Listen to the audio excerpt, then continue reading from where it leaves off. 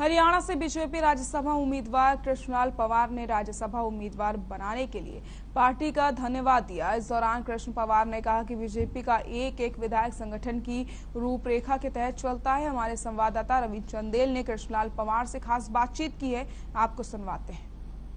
नामांकन के आखिरी दिन आज बीजेपी और कांग्रेस के उम्मीदवारों ने अपना नामांकन भरा।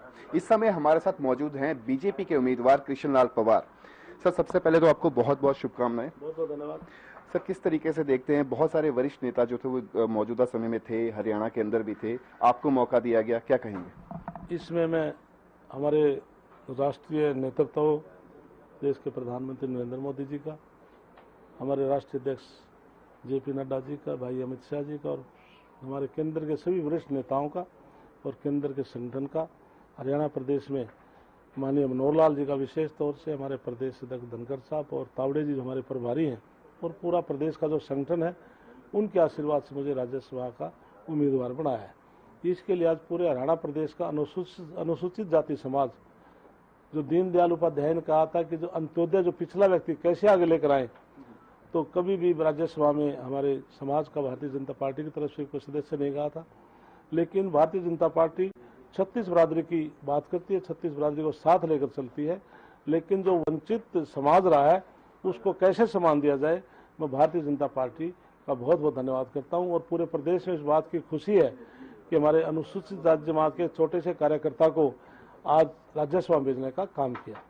तो किस तरीके से देखते हैं ये जो अब रेस है, ये काफी दिलचस्पी भरी होने वाली, जिस तरीके से एक निर्दलीय उम्मीदवार भी अब राज्यसभा के चुनावों में अपने नामांकन भरने आ रहे हैं, कार्तिक शर्मा, किस तरीके से देखते हैं? अब ये दौड़ जो थी पहले कांग्रेस की और बीजेपी की थी, लेकिन अब इसमें एक निर्दलीय विधायक भी बीच में आ चुके हैं। इसमें प्रजातंत्र में हर व्यक्ति को चुनाव लड़ने का अधिकार है, चाहे लोकसभा है, चाहे विधानसभा है, राज्यसभा है, कोई भी चुनाव है तो उसमें हर एक को लड़ने का अधिकार है। लेकिन भारतीय जनता पार्टी ने फर्स्ट जो कैंडिडेट है वो मुझे बनाया है, तो भारतीय जनता पार्टी तो दूसरा कोई भी चुनाव लड़ सकता है, उसके बारे में मुझे इतना ज्ञान नहीं है।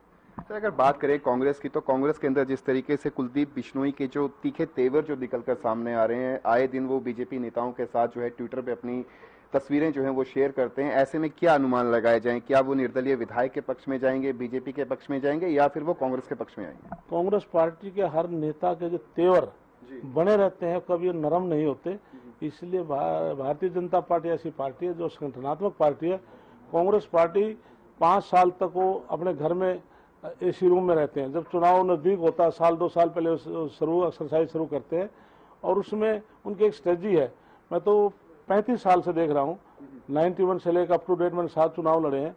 जब ये चुनाव आते हैं हरियाणा प्रदेश के, तो ये 4 दिशाएं हमारी, पूर्व, पश्चिम, उत्तर, दक्षिण, तो इसमें 4 इनके मुख्यमंत्री के कैंडिडेट होते हैं।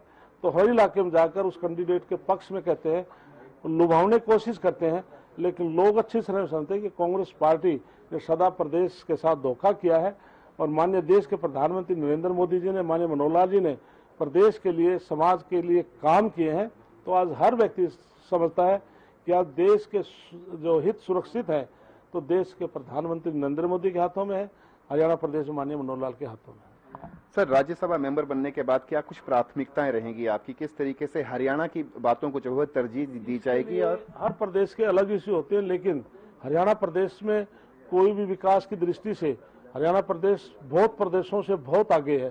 तो इसलिए माननीय मनोहर लाल ने केंद्र सरकार की तरफ से जो सुविधाएं, हमारे सामने हमारे अध्यक्ष ज्ञानचंद गुप्ता जी बैठे हैं, यहाँ करोड़ों करोड़ों की योजनाएं पंचकुला में, अब 0-0 लगाएंगे तो तब भी हम गिन नहीं पाएंगे, इतने करोड़ों के काम कराए हैं। तो आज लोग मानते हैं कि प्रदेश के अंदर भारतीय जनता पार्टी के कार्यकाल में 2014 से लेकर केंद्र और हरियाणा सरकार में विकास के काम हुए हैं।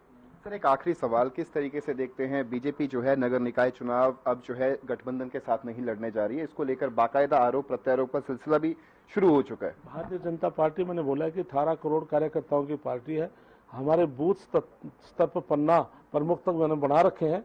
तो ये संगठन का फैसला होता, किसी एक व्यक्ति का नहीं है।